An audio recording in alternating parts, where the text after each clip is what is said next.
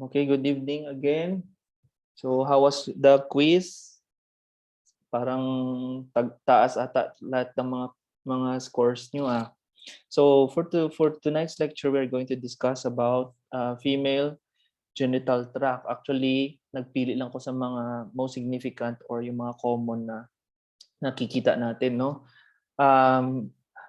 In-expect ko kasi it will be the last week before the finals, no? Hindi pala. So may harap pa meeting sa next. So although sa lessons natin do kadamo ta daw butang, may male genital tract pero hindi ta gid na iya maubos-ubos. So mas maganda na jutay lang ba para at least taas ta sa end terms. Yung final lecture natin or final na topic natin is about autopsy. Yun yung actually dalawang part ito na medyo mahaba-haba din pero hopefully we can be able to finish it, no? So ito mabilis lang ito. I just chose the most common as I've mentioned para konti lang yung aaralin natin para makabawi kayo sa exams. Kasi last hurdle na to, 'di ba? Lapit na yung finals and magiging interns na kayo lahat. All right. So for this evening's lecture, we're going to talk about last time si Heart, no? Ngayon sino ba to? Si Cynthia Patag ba to? Oo. So we're going to talk about the female genital tract. Okay, so when we talk about the female genital tract, madaming parts talaga itong female genital tract. It is divided into the lower tract and the upper tract. The lower tract, which includes your vagina, okay? And of course, it includes your ectocervix, kasama siya doon, yung cervix natin. Pero part ng lower tract is the external genitalia, yung vulva natin, kasama yung mga glands associated with it, the labia majora, minora, etc. And the glands associated with it, as I mentioned. While your upper tract includes your endocervix, okay, the lower uterine segment, the uterus, okay, of course, the endometrium, your fallopian tube, and your ovaries. So nagpili lang ko ng mga common lesions natin, okay? So yun yung classifications natin. Actually, sobrang dami talaga ang diseases associated with the female genital tract, okay? So first, we're going to discuss usually yung mga infectious, no? Or infections of the lower genital tract, okay? First, ito yung mga ano natin, no? However, pili lang tayo, no? We have the herpes simplex virus, molluscum contagiosum, or pox virus, fungal infection, Trichomonas, Gardnerella, Uroplasma, and Mycoplasma hominis. First, we're going to discuss about the herpes simplex. So ano yung herpes simplex infection or herpes simplex viral infection? Of course, this is caused by your HSV or herpes simplex virus, and it encompasses the involvement with the vulva. Ito yung pudenda, or ito yung the whole external genitalia, no? The vulva, the vagina, and also the cervix. All right. And usually ito yung itsura ng herpes simplex. Meron tayong mga ulcerations. Okay. So usually ito sa labia majora yan, no? Okay, part ng vulva. Okay, pero yung most common ano tawag dito? Most common manifestations or most common talaga na nakikita sa pasyente is we see vulvar ulcerations, no? So usually biopsies are collected at the stage where the lesion is ulcerated kasi mas mabilis tayo makakuha ng cells of interest natin, no? So usually meron tayong acute inflammation in the ulcer bed. Okay? So makikita natin meron siyang erosions, medyo mahapdi ito, kaya pag natatouch siya, medyo masakit talaga. And usually with cytology or with chunk smears, okay, they show the typical cytopathic changes seen. Okay? And this includes what? The multinucleated squamous cells. So ito yung multinucleated squamous cells, no? Meron tayong multinucleations, merong margination, yung 4 na M yun, no?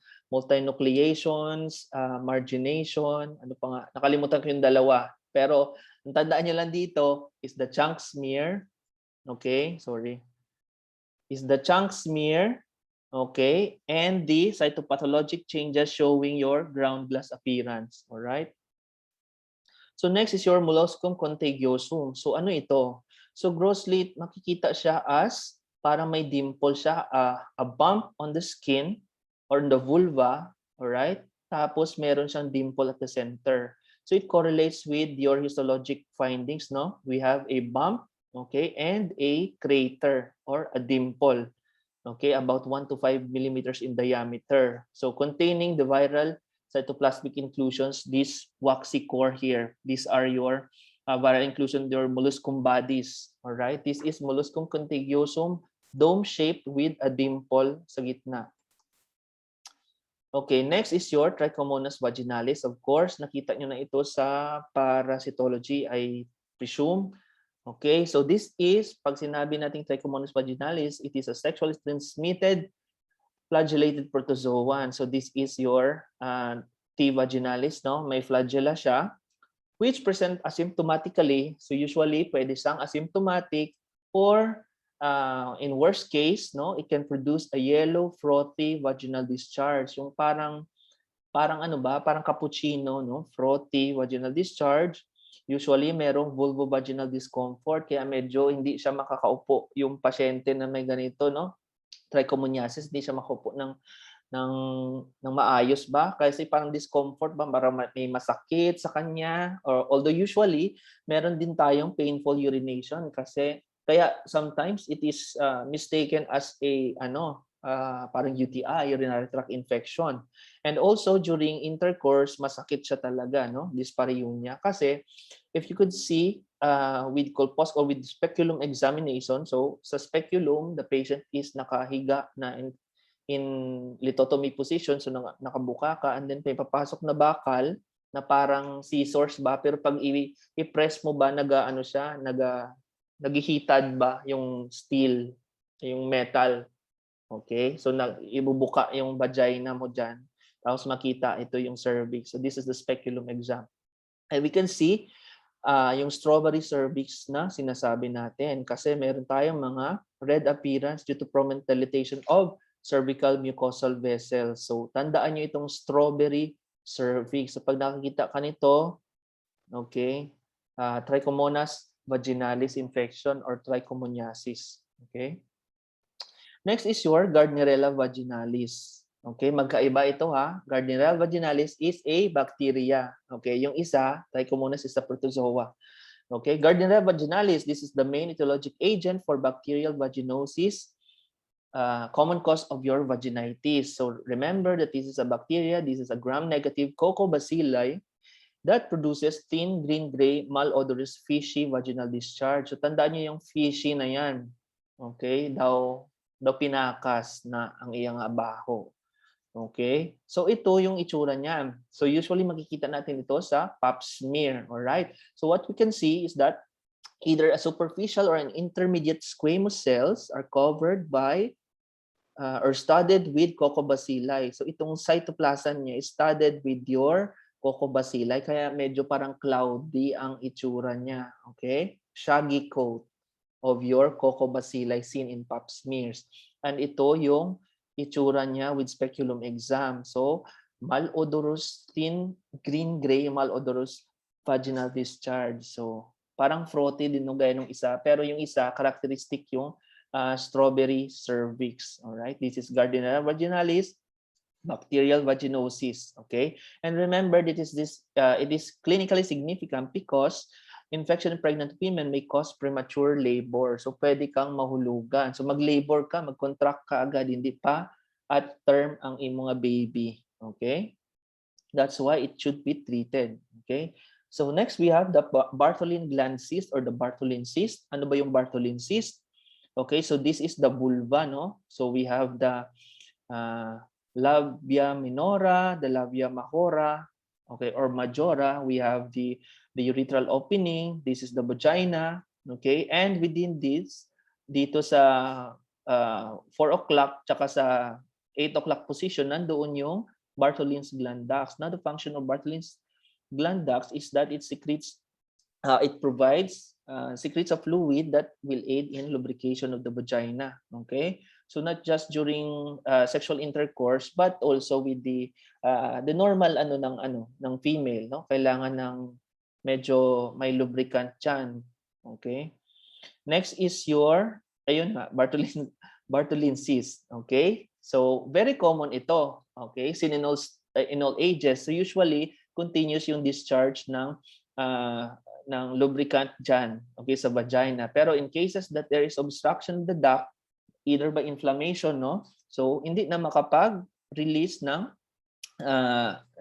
fluid or material dito sa vagina natin. So what happens is that ma-obstruct yung flow natin, and therefore it can produce or it can create a cyst, which is known as your Bartholin cyst. Okay, so usually they are composed of transitional or squamous lining epithelium. Pag sinabi nating transitional, this is the lining in your urothelium, di ba? Ito yung nag-a-adjust siya depende on the pag na-distend yung tissue, okay, or hindi siya distended yung tissue, nagiging columnar siya or nagiging squamous siya, right?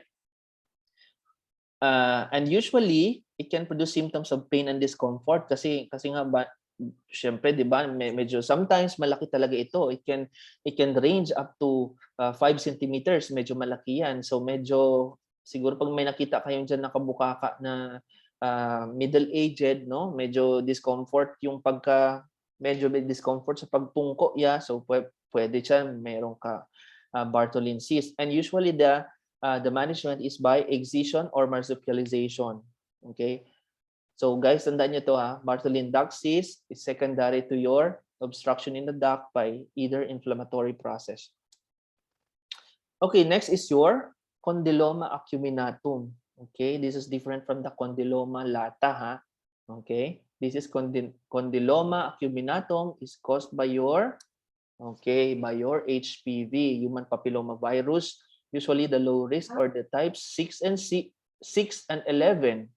And also, hindi lang siya sa vulva, no? Pwede din siya sa vagina, sa perineal, okay? Malapit sa may buli or sa anus, no? And perianal region. So usually around this area. So this is a giant condyloma. So meron siyang tinubuan ng parang cauliflower-like siya, no? So tinubuan ng cauliflower ang kanyang flower, all right? So usually under microscopic, we can see the cholecytic atypia. Ano yung cholecytic atypia? Okay? Usually kasi papillomatous to, this is one of the papilla in your tissues, no? So makikita natin there is parang racinoid, parang pasas yung nucleus niya, okay, irregular yung nuclei niya, showing hyperchromasia, tapos meron siyang cytoplasmic perinuclear halo. Ito yung parang halo, no? Parang white area around this racinoid hyperchromatic nucleus. This is the coilocytes or coilocytic atypia. So tandaan nyo, si coilocytes, condyloma. Okay, so sounds like. So hindi nyo kalimutan yan ha. Next is your embryonal rhabdomyosarcoma. Okay, pwede din sa vagina yan ha. Okay, so it is also known as sarcoma botryoides, and this is the most common most common malignant mesenchymal tumor in children or in infants and children less than 5 years old. So usually, para siyang polypoid, okay? Parang mga polyps ba, mga finger-like projections, large masses that are likened to a grape, okay? Grape-like clusters, okay? Hence the designation botryoides or grape-like. So tandaan niyo ito, most commonly found in infants and children less than 5 years old. So probably sa exam siguro, I can give you a case na kunwari may bata nga nagpa-check up sang nanay niya, meron siyang grape-like, yun. Pag nakita ka mga leading phrases, so yun na yun, alright? So probably yun yung mga type of questions ko aside sa mga madadali na questions, no? Although madadali din naman yung mga cases ko, basta I will give you a ano tawag dito, a leading phrases. So tandaan nyo lang yun, right? So next is your endocervical. This is endocervical polyps. Endocervical polyps, of course, galing siya sa cervix. This can be a small polyp or sometimes malalaki polyp na nagpo-protrude talaga sa imo nga o sa ectocervix mo, sometimes sa vagina. So Pag protruding na siya yung polyp natin, pwede siyang ano tawag dito? Mag-protrude talaga sa vagina, okay, sa vaginal wall, pag sobrang laki yung polyp. Alright, so ano siya? By histologic findings, so we have a dense fibrous stroma lined by your endocervical columnar epithelium. This is the scanner view. However, itong lining dito sa outer surface natin is lined by your columnar lining epithelium. Pag sinabi ng endocervical, so columnar lining yon kasi pag yung ectocervix natin is lined by your squamous lining, all right? So usually they are exophytic in appearance. So exophytic, they grow outside, such as these polyps, no? And developing in the endocervical canal. So doon sila nag-originate sa loob, no? And again, they can look like bumps. So parang sessile polyp lang siya, nakaumbok lang siya, or they can be pedunculated. Meron silang stalk, such as this one. And again, since this is kung dangling siya, so pwede siyang mag-cause pressure ulcer. So this can actually produce vaginal spotting or bleeding. So sometimes, very easy ito makita, no? Pag may spotting or bleeding in a female, pagtingin natin sa speculum examination, we could be able to see the polyps, no? So very important ito kasi pwede siyang ma-mistaken as a cancer, okay? Endocervical cancer, okay? So again, treatment is simple curettage, so kakayurin lang, or excision with complete margins kasi di natin alam baka cancerous ba siya, okay? So mas maganda na na-excise siya completely, all right? So next is the cervical intraepithelial neoplasia or CIN, also known as the squamous intraepithelial lesion. So according lang ito sa nomenclature natin, merong old, okay, such as this one, merong ganitong nomenclature, and the current classification is your SIL or the squamous intraepithelial lesion. So anong ibig sabihin ng CIN or SIL? These are actually premalignant, no? So most cases of LCL or low grade, okay, squamous intraepithelial lesions regress. Ibig sabihin, pag nakuha or na-detect agad sa pap smear natin or sa cervical biopsy, for example, and na-treat agad, it can regress. So it can ano tawag dito? Reversible. Pwede mag-revert back to the normal lining epithelium ng cervix mo. However, there are a small percentage that can progress to your high-grade SIL, which is already carcinoma in situ in cases na high-grade talaga, no? And can again proceed or further become invasive carcinoma, which is the dreaded end stage of your CIN or your SIL. So as I've mentioned, no, the SIL nomenclature is established on identification features of nuclear atypia. And this includes, we have nuclear enlargement. Okay, so ibig sabihin mas malaki or mas merong asynchrony sa nucleus and the cytoplasm. So mas malaki yung cytoplasm compared to your mas malaki yung nucleus compared to your cytoplasm. There's an increase in nuclear cytoplasmic ratio. There is hyperchromasia. Ibig sabihin, mas darker siya than the rest of the tissues or the rest of the cells. We have the coarse chromatin granules, and there is pleomorphism with regards to the size and the shape of your nucleus. Okay, and remember that 80% of LCL arise from the high-risk HPV, which is, the most common is your types 16 and 18. Ano ba yung sa condyloma kanina? Condyloma acuminata? Anong types yung cause nun?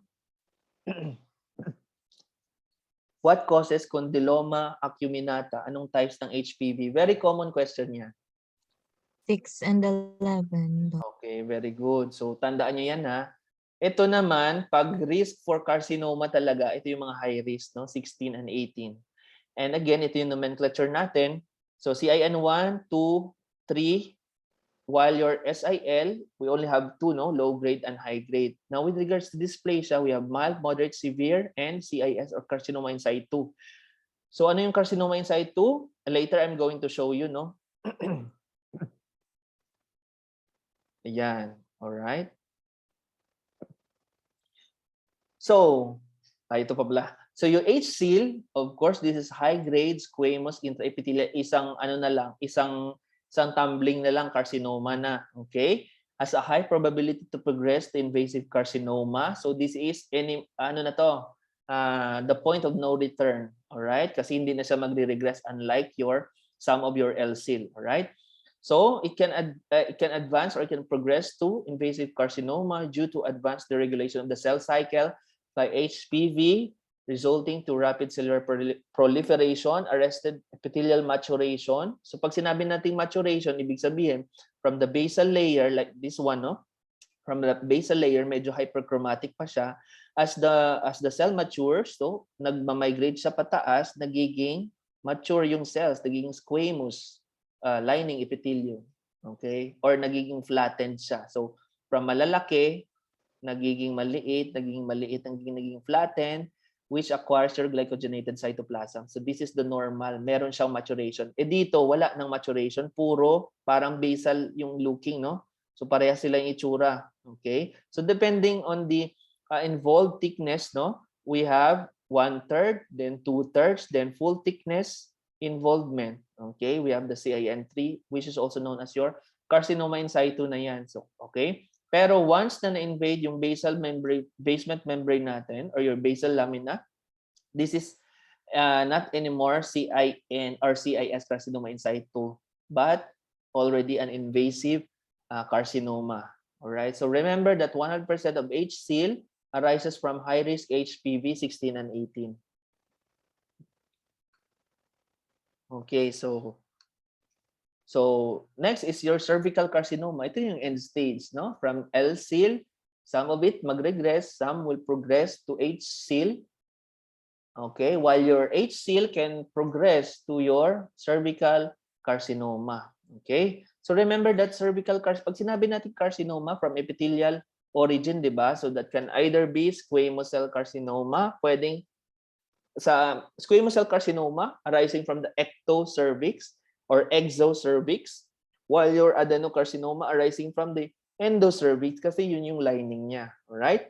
However, the most common of cervical carcinoma is squamous cell carcinoma, comprising around 80% of cases, followed by adenocarcinoma arising from AIS, adenocarcinoma in situ. And although there can be a mix of the squamous and the adenocarcinoma component, okay, they comprise together with neuroendocrine carcinoma of around 5% of cervical carcinoma. So ito yung itsura natin by speculum exam, no? So this is the normal cervix normal. Baliktad, no? Parang si Yoda ata nagsulat nito. All right? This is the normal cervix, CAN1, CAN2, CAN3, and this is invasive carcinoma. So makikita mo yan kasi pangit talaga, and usually there are areas of necrosis sa cervix mo. All right? So tandaan nyo that invasive cervical carcinoma may appear as fungating, exophytic, or infiltrative masses. So usually yung mga cervical carcinoma, ito yung either yung mga promiscuous na mga female, okay? At a young age, madami na silang sexual intercourse sa iba-iba, no? Or it can be either ang female is ano yung tawag dito? Stick to one, pero yung partner niya madami ding partners or madami ding promiscuous yung partners niya. So masaklap, no? Kasi ikaw yung faithful, tapos yung, for example, yung asawa mo o yung bana mo amo ng damo na tira ba. All right? So that can cause or that can contract cervical carcinoma. All right? Although sa male naman, pwede naman siyang magkaroon ng cancer secondary to your HPV, pero sa female yon cervical carcinoma, which is very prone talaga with your HPV high risk types. All right? Next, we go to your endometrium. So this is the normal endometrium. So we have the columnar epithelium. So ito yung lining ng ano natin ng uterus, okay? Okay, endometrium. Okay, so this is the columnar lining epithelium, and we also have your endometrial glands. Okay, these are your endometrial glands surrounded by itong mga blue cells natin. This is the stroma, which consists your endometrial stromal cells. Itong mga blue na to. Okay? Alright, so tandaan niyo yung picture na yan. So merong endometrial stroma na parang bluish. We have endometrial glands and endometrial columnar epithelial lining. Alright? So importante yan because there are certain conditions in the uterus na magkamukha sa endometrium mo, such as this one, adenomyosis. Ano yung adenomyosis? Adenomyosis is a non-neoplastic lesion of the myometrial tissue characterized by the presence of endometrial glands and stroma within the myometrium. Remember that yung lining kasi ng uterus natin, we have the endometrium sa taas. Bali yung endometrium, di ba, may endometrial cavity, okay? Such as this one. For example, pagpalagay natin na normal, excuse me, pagpalagay natin normal endometrium or normal uterus ito. Okay, so ito yung endomyometrium. This is the myometrium. Tapos yung lining ng cavity niyan, okay, yun yung endometrium or endometrial lining. So yung may cavity dyan, kasi dyan mag-i-implant yung baby. So dyan tayo galing sa endometrial cavity. Alright? So anong tinatawag dito? Dapat kasi yung endometrium natin is nandun lang siya sa lining. Ano mangyayari pag may adenomyosis? Yung endometrium or endometrial lining andito na sa myometrium. So this is the muscle layer of your uterus. Nandun na siya. Kaya parang cyclic din yung changes mo. Parang nagme-mens din. So nagme-mens ang imo nga myometrium. Kaya meron tayong pinpoint hemorrhages. Okay, usually globular yung uterus due to myometrial hypertrophy. And again, yun yung mga pinpoint hemorrhages. So this is the fresh tissue and this is the fixed tissue. Okay? So ito yung microscopic findings ng adenomyosis natin. Again, within the myometrium, ibig sabihin, yung glands, yung endometrial glands and stroma mo, ara lang siya sa uterus. Ara lang sa myometrium. So for example, this one. This is the endometrium. Okay, siguro a portion here is cut, no? Endometrium, this is the myometrium, and you can see meron siyang adenomyosis. So meron kang endometrial glands and we have itong stroma sa surrounding. Tignan mo, magkamukha siya. Alright, so this is adenomyosis. Meron din tayong isang condition known as your endometriosis. So tandaan niyo pag adenomyosis within the myometrium, okay, sa uterus, while yung endometriosis outside the uterus. Okay, tandaan niyo yan ha. So endometriosis is defined by the presence of ectopic endometrial tissue. So ibig sabihin may endometrial glands and endometrial stroma at the site outside the uterus. So sometimes sa CS scar, sa cesarean section scar, sa colon, okay? Yun yung mga minsan sa skin, may endometriosis sa skin. Pero yung pinaka-common is the ovary, which is usually manifested as a chocolate cyst. Okay, later I'm going to show you. Now, these are the theories of the pathogenesis of endometriosis. First is the regurgitation theory, in which yung mga cell rests, no, that produce your endometriosis originate or arises from the retrograde flow of the menstrual endometrium. Kasi sa cycle natin, di ba, nag-slough off yung endometrial lining. So parang mayroon regurgitant theory, nagbabalik due to retrograde flow. Okay? Pwede kang ma-implant sa iba-ibang areas.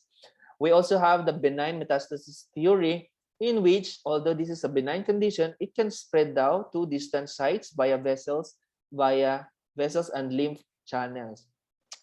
Next is your metaplastic theory, in which the endometrium arises directly from coelomic epithelium.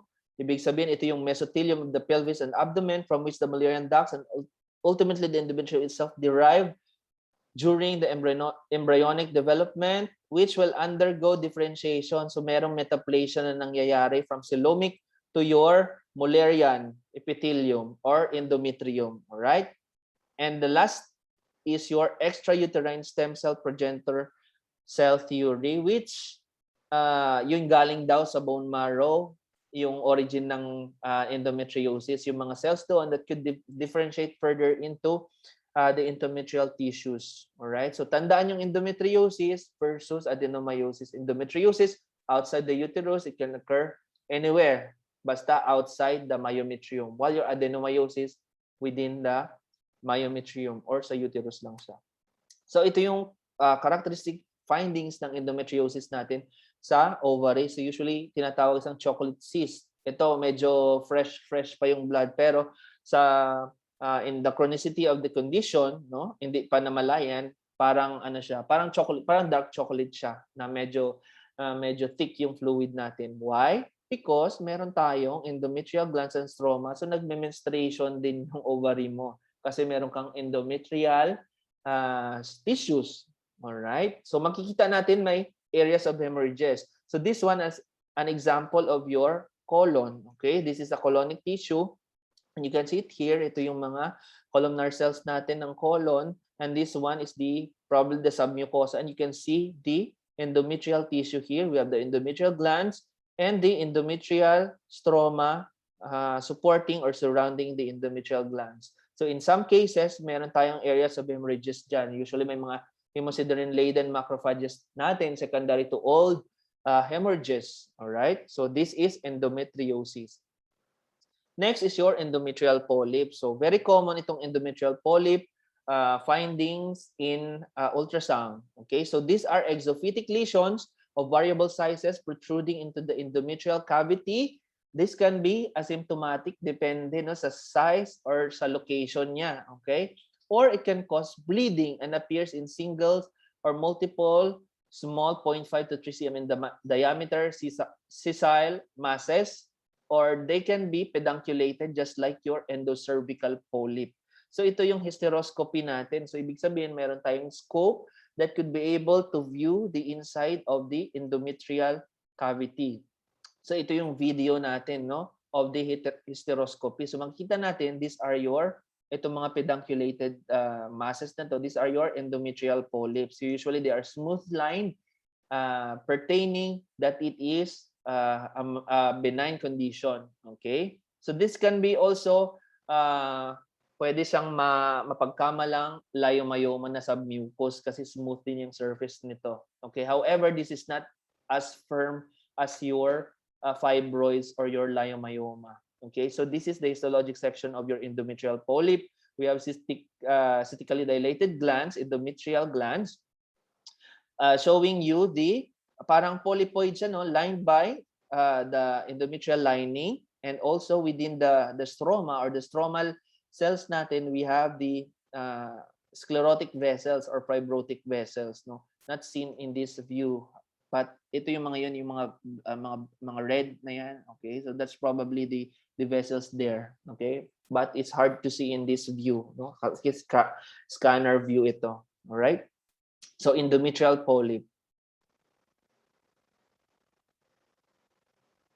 Okay, so next we have the endometrial hyperplasia. So what is endometrial hyperplasia? Pag sinabi nating hyperplasia nga ulit, very basic, no? Hyperplasia, increase in the number and the size of the cells.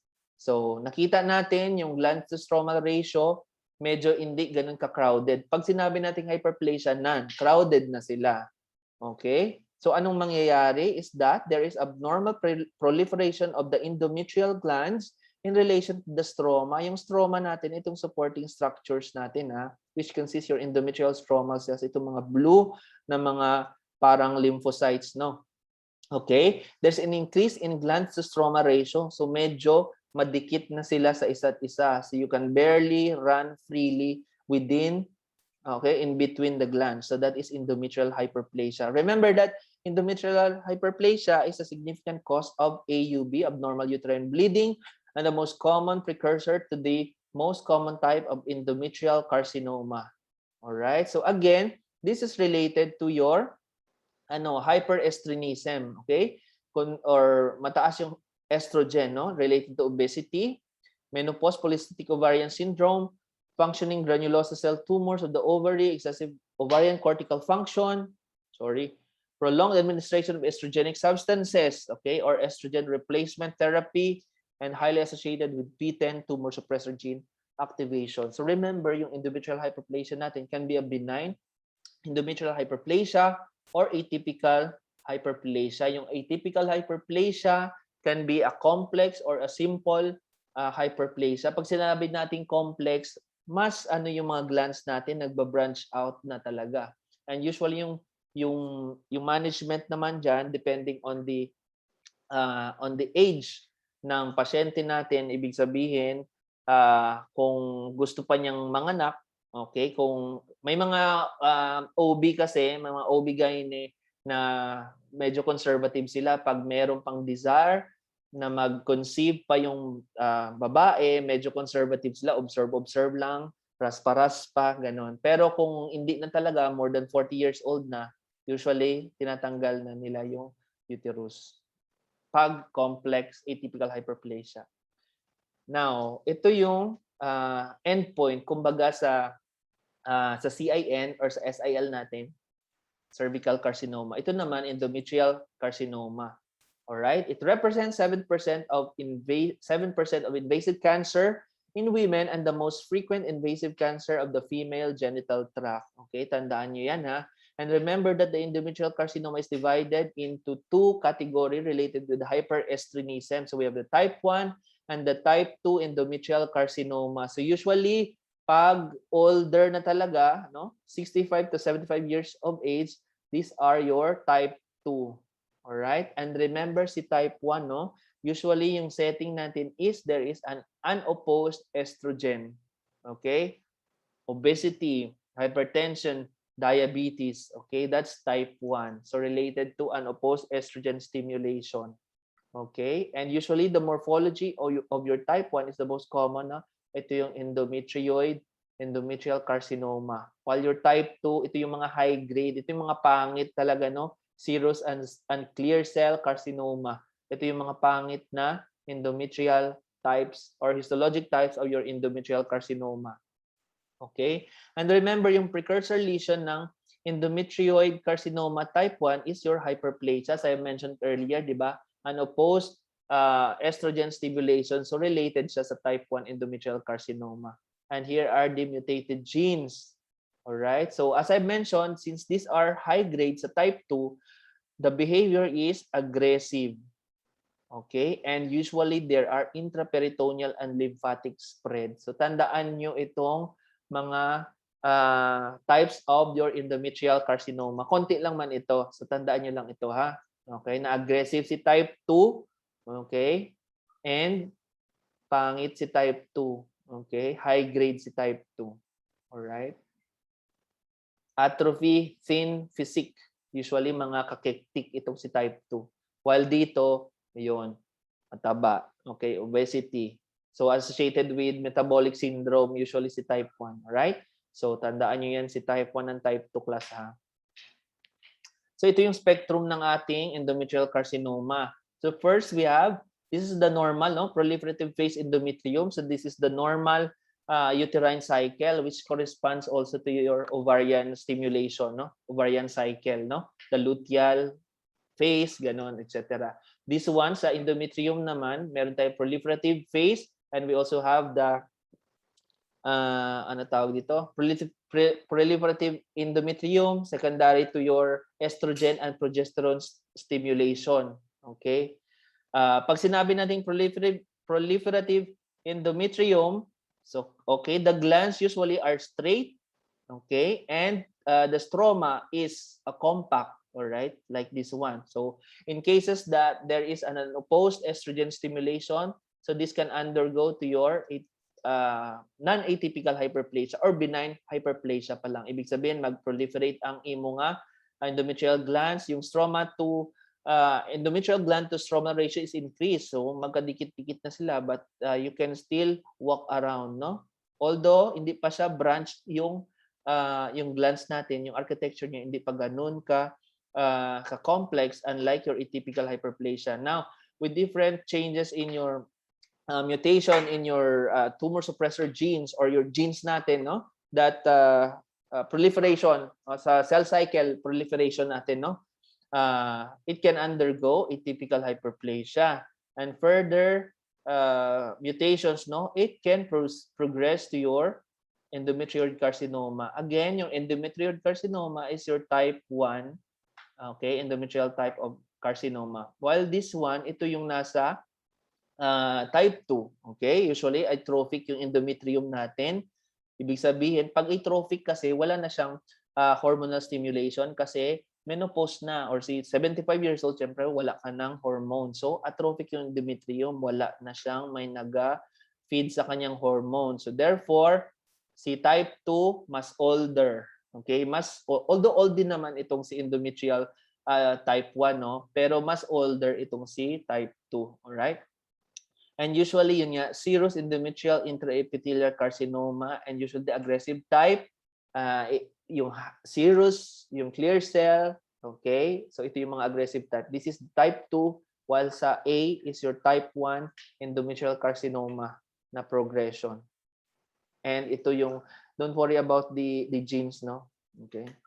Basta I am more particular with the type 1 and the type 2. Alright?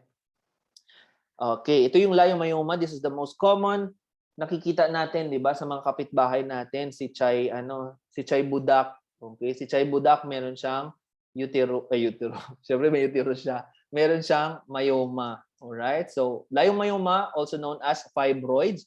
These are the most frequent or the most common tumor in women and consist of a benign smooth muscle, 'di ba? From the nomenclature of your neoplasia, benign neoplasia, this is a benign. Okay? Pag malignant ito, this is may sarcoma na sa leiomyosarcoma, right? So this is a benign smooth muscle which occurs singly or often multiple, okay? Although benign siya, pero it can grow to huge sizes, no?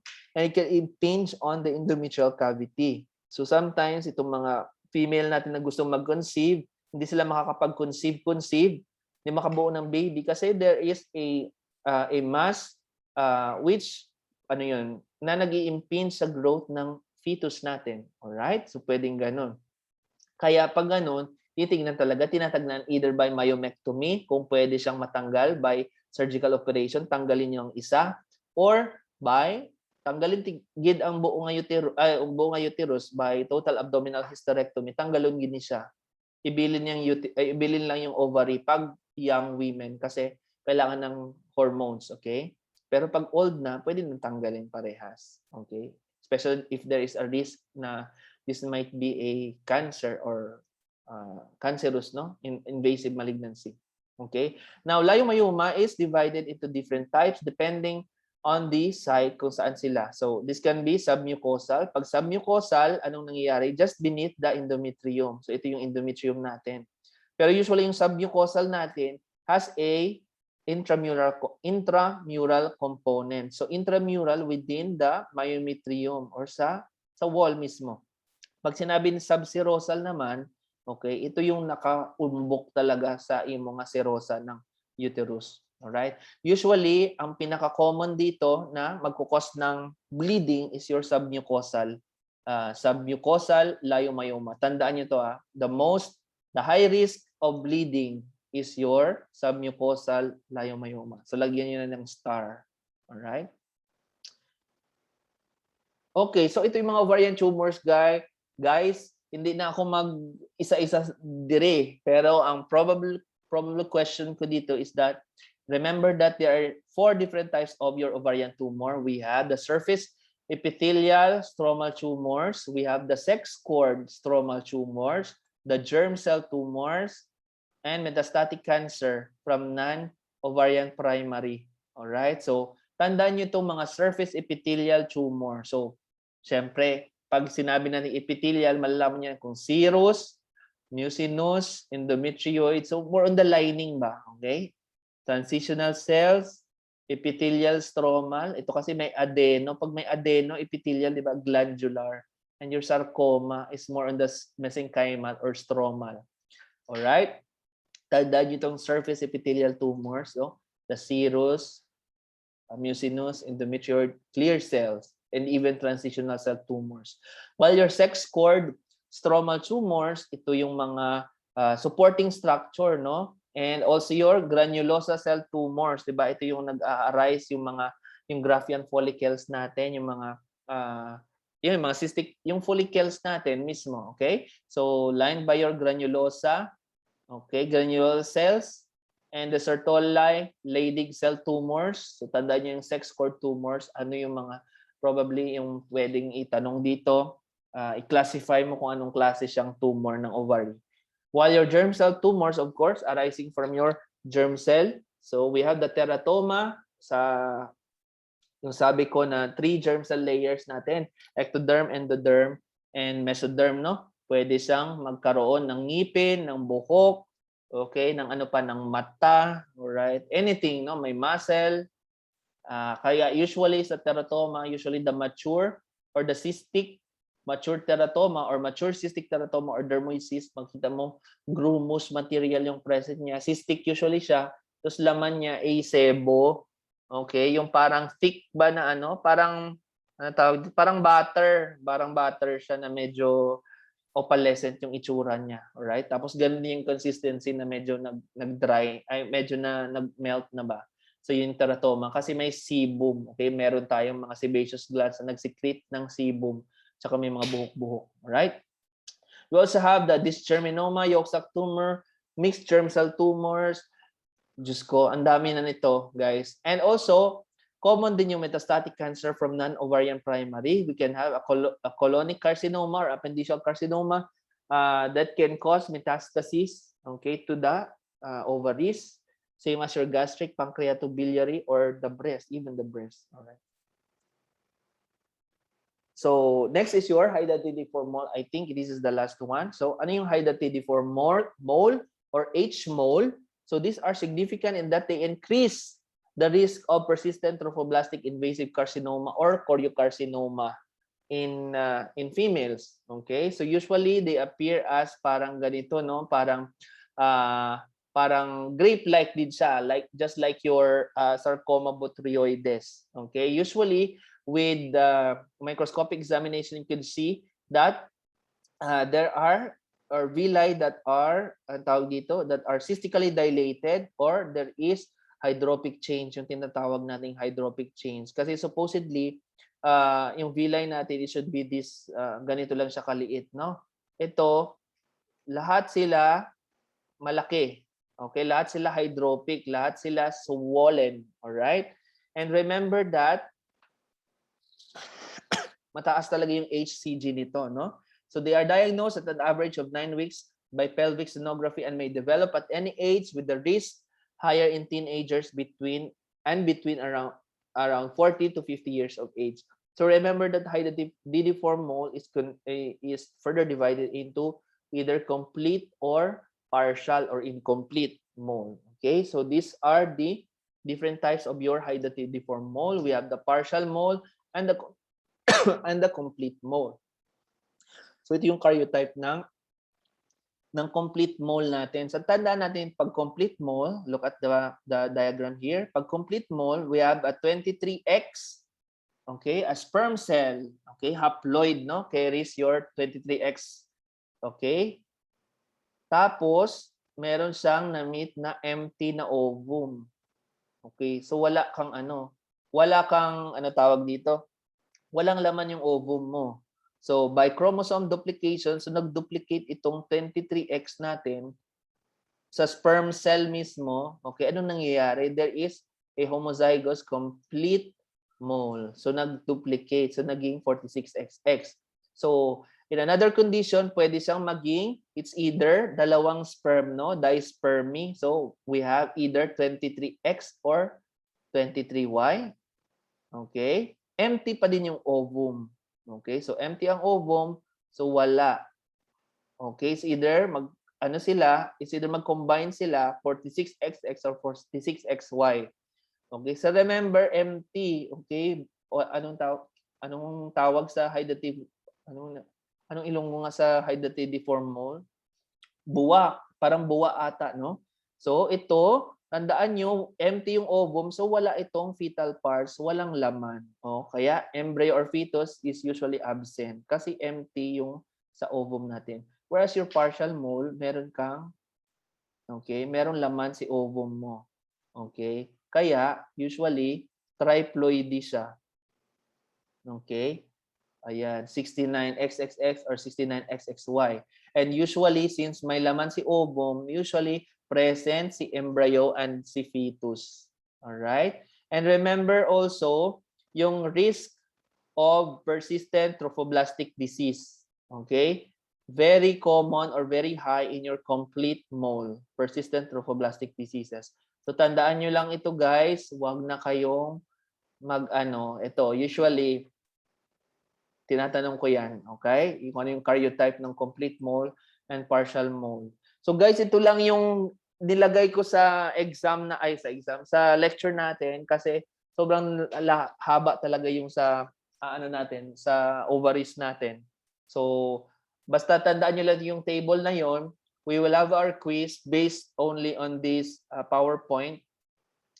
And siguro sa next, kung may time tayo, if titingnan ko, kabalo na kamo kung saan yung exam nyo? Wala pa. Wala pa may ginhatag si Miss Jem eh. Pero probably baka mga 15 ba or something. So if we have time, itansyahin ko na lang kung matatapos natin yung autopsy, bilisan ko na lang yung autopsy natin sa next week. Kasi meron tayong introduction. 2 parts yun. We have the introduction and yung pangalawa yung sa autopsy cases, the conduct of autopsy na talaga, na mabilis lang, right? Paano mag-cut, etc., etc. So I think this is the last slide. So